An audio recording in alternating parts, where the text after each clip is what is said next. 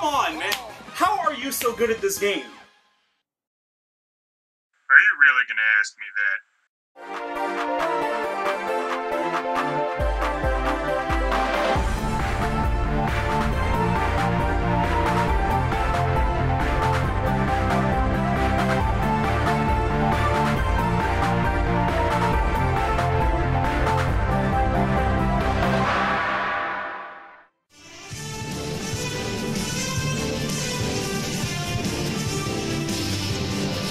You're watching the Brotherhood of Gaming video game show, the only video game show that has not been to a convention yet. I am your host, William Morris.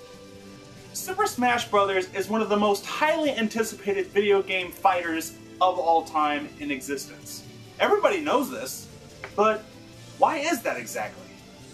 For over a decade, Super Smash Bros. Has captivated gamers around the world, pitting them against one another and coming together for some smashing fun and competitive tournaments, as well as played for charity events. However, a lot of people, including myself, have often asked probably the most difficult question known to the community. Why do people take Super Smash Bros. So seriously? That's not to say the games can't get hectic or shouldn't be, but it's been pretty clear that Nintendo really had no idea how impactful this franchise would be to gamers, and even casual ones. But compared to major fighting titles like Tekken, King of Fighters, the Marvel vs. Capcom games, and of course the legendary Street Fighter, Super Smash Bros. Is definitely the oddest ball of the bunch, mostly because of its vast interactive level terrain, the many items that can be used, and the straight-up imbalanced characters that had abilities that could be abused to the point of getting banned in tournaments. It's argued that status quo fighting games were almost balanced perfectly specifically for competitive play, while Super Smash Bros. Primarily focused on being an eventful party game with 4-player action and starring major Nintendo stars. Simply just like other Mario titles like Mario Kart, Golf, Tennis, and Super Mario Party. Games that generally are meant just for fun and not to be taken seriously. However, Mario Kart over the years has gotten just as ambitious too. Maybe I'll talk about that one later. It's only majorly at this point that Nintendo is finally opening their eyes to just how sincere gamers are when it comes to their famous brawler. And with their newest installment, Super Smash Bros. 4, or appropriately titled Smash Bros. WiiU/3DS, Nintendo is now trying to accommodate what their participants want in order for the franchise to be as genuinely competitive as it's been treated, while also maintaining its casual party player appearance specifically for those who don't play for, well, glory. With all of this information given to us at face value, the question still manages to linger on. Why do people continue to take Super Smash Bros. So seriously?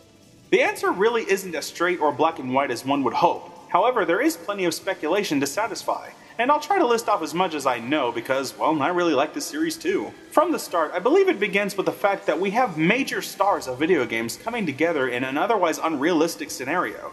Because I think everyone would agree that Solid Snake and Mario don't exist within the same universe. However, seeing world-famous game characters from different genres coming together is definitely an attention grabber, especially if your favorite ones are present. Very similar to Marvel vs. Capcom, actually.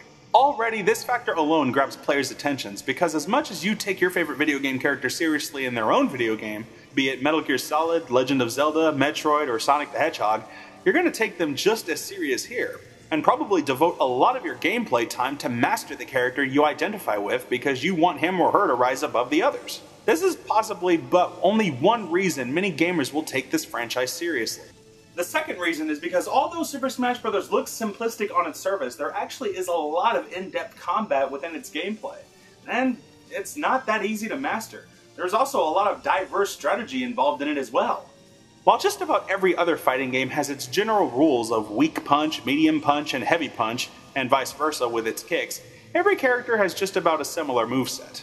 Smash Bros. Takes an entirely different approach with its own rules. Explaining the mechanics would take far too much time, however it generally goes like this.